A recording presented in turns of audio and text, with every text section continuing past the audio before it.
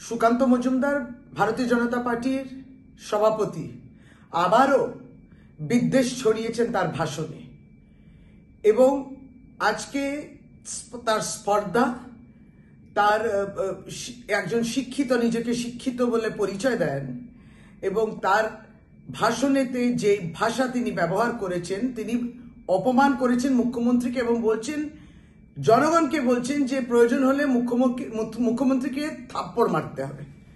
সুকান্ত বাবু, জনগণ আপনাকে থাপ্পড় মারবে, আপনারা অপেক্ষা করুন।